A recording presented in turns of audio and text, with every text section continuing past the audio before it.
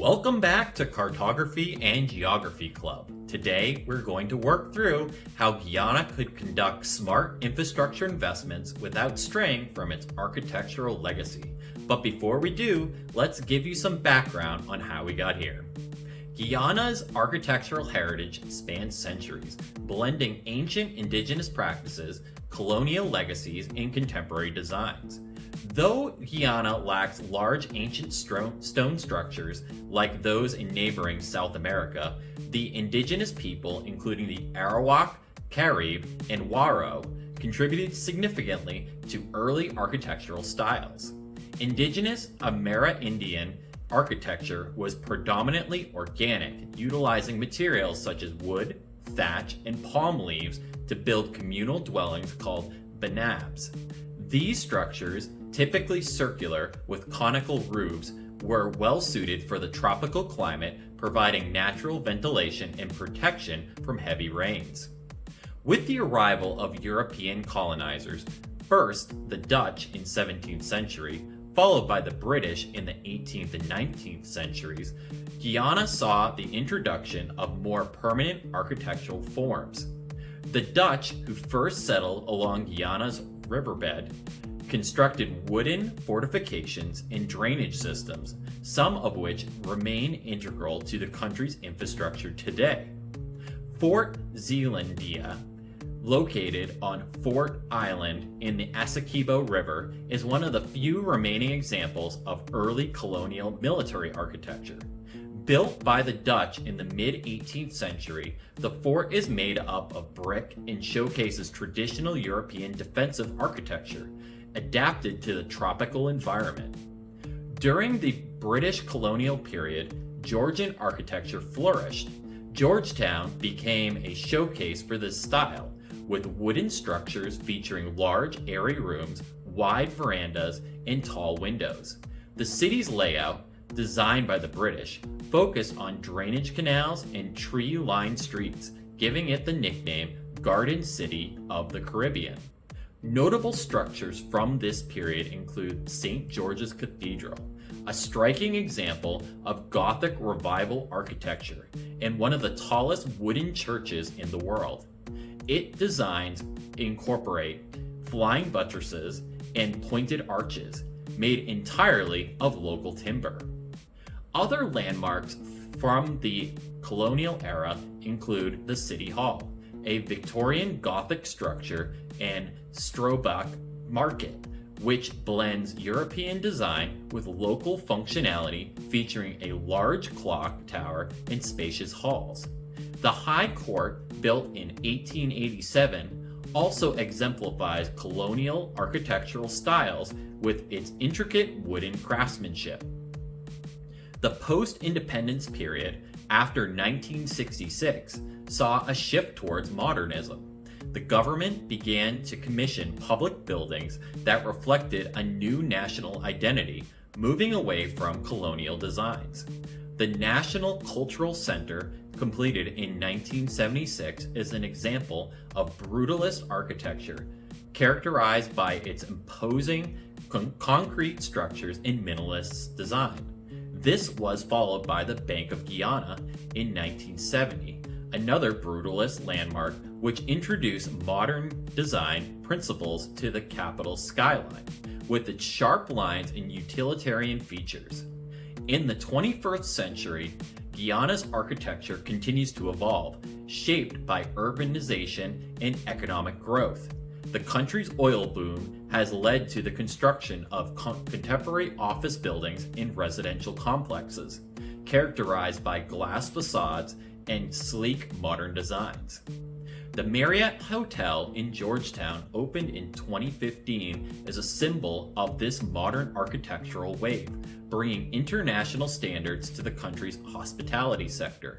Similarly, new developments along the East Bank and East Coast corridors reflect a more globalized architectural style, with high-rise buildings and luxury apartments becoming more common. Despite this modern surge, the country still grapples with the preservation of its colonial heritage. Many wooden colonial buildings, although iconic, face the threat of decay due to the tropical climate and a lack of resources for restoration. Efforts are being made to conserve key landmarks, ensuring that Guyana's architectural history, from indigenous structures to modern skyscrapers, remain part of its evolving urban fabric. Thus, Guyana's architecture today is a reflection of its diverse history, blending ancient Amerindian techniques, colonial wooden masterpieces, and sleek modern buildings. This dynamic mixture showcases the country's journey from its pre-colonial roots to its aspirations as a modern growing nation. Now let's switch topics to the other man-made structures in the country's infrastructure. Guyana's infrastructure has evolved over centuries, reflecting its history, geography, and economic development. While the country has made significant strides, particularly in recent years, with newfound oil wealth, many challenges remain in modernizing and expanding its infrastructure to meet both domestic needs and international ambitions. The backbone of Guyana's transportation network is its road system, though it is unevenly developed across the country. The coastal regions, where over 90% of the population resides, benefits from relatively well-maintained roadways such as the East Coast Demerara and East Bank Demerara highways, which link Georgetown to key towns and industrial hubs. However, many of the roads are in need of repair due to flooding and poor maintenance. In the interior, road infrastructure is less developed, consisting mainly of dirt and gravel roads, many of which became impassable during the rainy seasons. The Linden-Lethem Road, a crucial artery connecting the coast to the hinterland and extending towards Brazil, has been undergoing gradual improvements with efforts to eventually fully pave it. This road is seen as a critical link for trade and development, as it connects to Brazil's growing market, potentially turning Guyana into a trade gateway between South America and the Caribbean. Once an important part of Guyana's transportation system, the country's railway network has largely been dismantled. During the colonial era, a rail system was established to transport goods, particularly sugar, between plantations and ports. However, by the mid-20th century, the railway fell into disuse due to the expansion of road networks. Today, rail transportation is mostly limited to private industrial use, particularly for mining operations in the interior. The Guyanese government has periodically explored the possibility of reviving rail services for both freight and passenger use, particularly between Georgetown and neighboring regions, but such plans have yet to materialize. Guyana's seaports play a crucial role in its economy, especially for the export of key commodities such as sugar, rice, bauxite, and more recently, oil. The main port is located in Georgetown, which handles the bulk of the country's imports and exports. However, due to Guyana's shallow coastline, many large vessels must anchor offshore while goods are ferried by smaller boats, limiting the port's capacity. The government has recognized the need to modernize and expand its port facilities to accommodate larger ships, especially with the potential for increased trade through oil exports.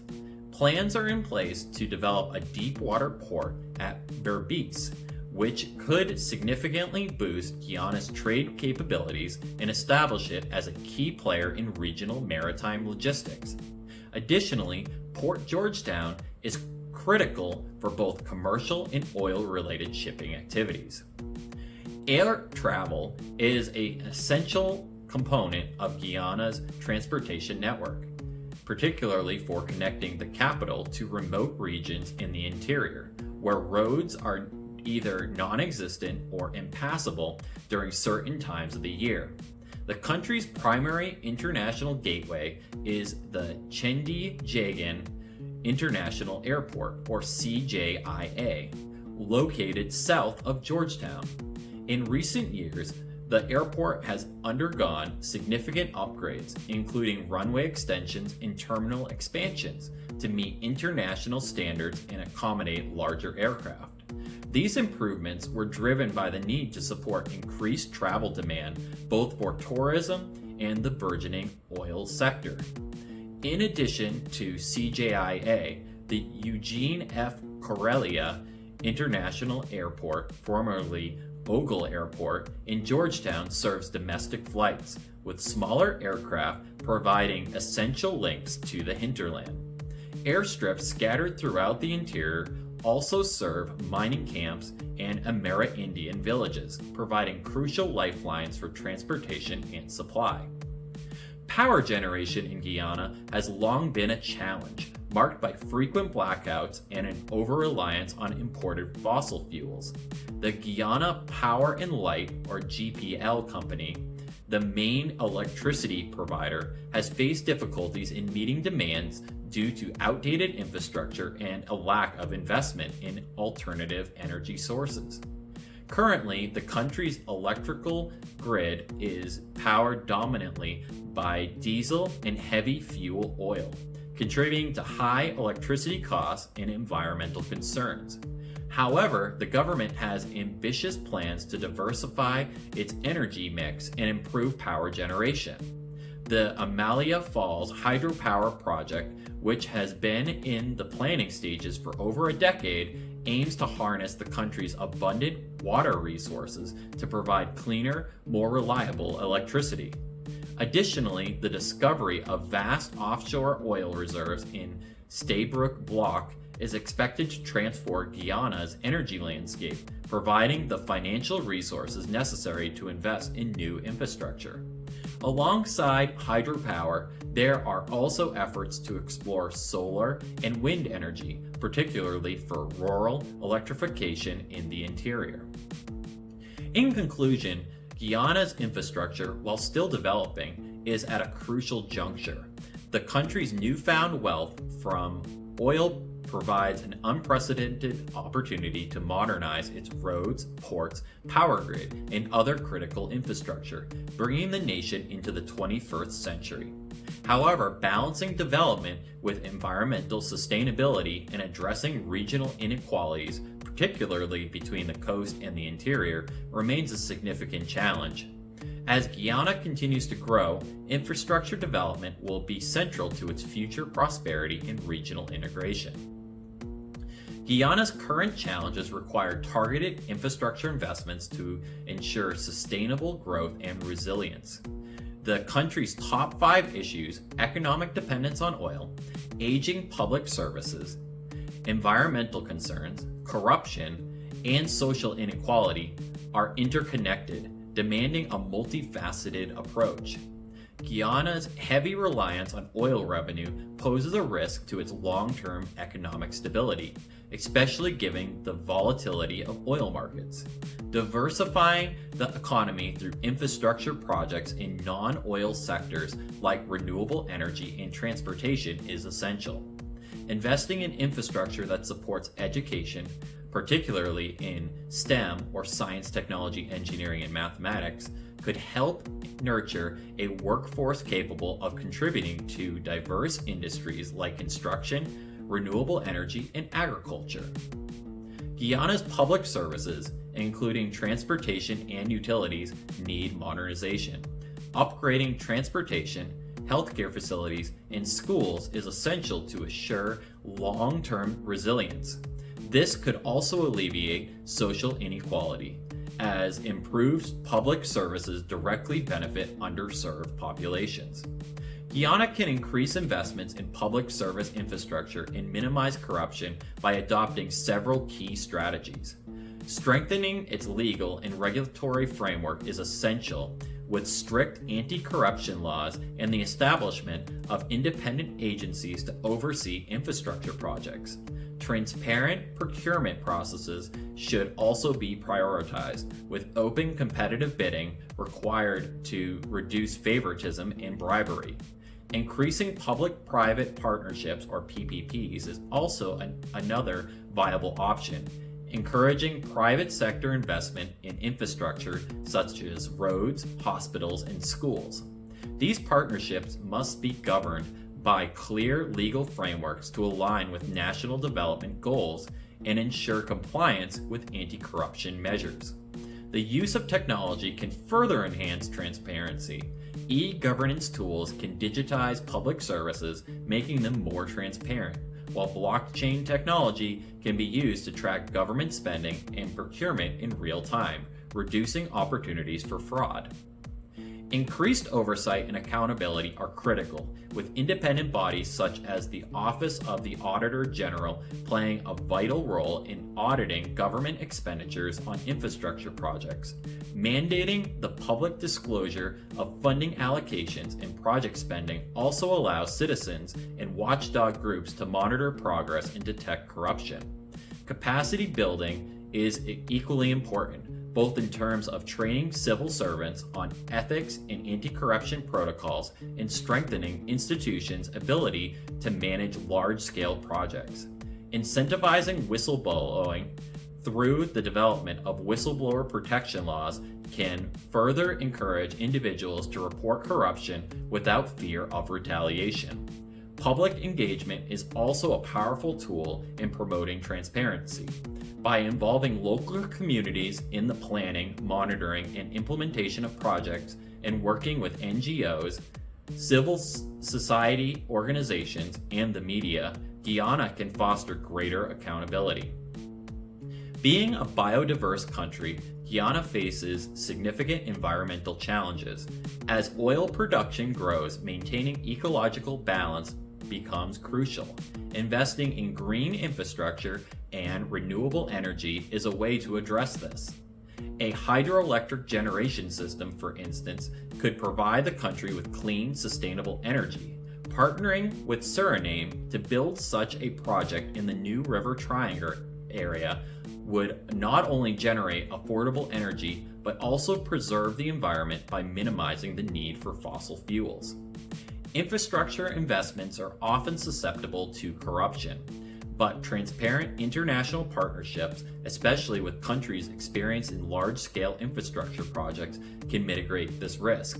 For instance, seeking partnerships for a coastal train route could ensure better accountability through shared oversight, reduce corruption risks in the allocation of funds and resources. Infrastructure improvements have the potential to reduce social inequality by providing better access to education, healthcare, and economic opportunities. Targeted investments in early STEM education would prepare future generations for careers in engineering, architecture, and energy. Fields critical for Guyana's development. A coastal train route linking major cities would also connect rural and urban areas, improving access to jobs, education, and healthcare. In conclusion, by strategically addressing these key issues through smart, sustainable infrastructure projects, such as developing a robust education system in STEM, constructing a coastal train route, and partnering on a hydroelectric project, Guyana can diversify its economy, preserve its environment, and reduce social inequality, positioning itself for long-term growth. Thanks for watching, and if you enjoy this exploration of Guyana's infrastructure, be sure to like, subscribe, and join our Patreon for more deep dives into the world's most fascinating geopolitical stories.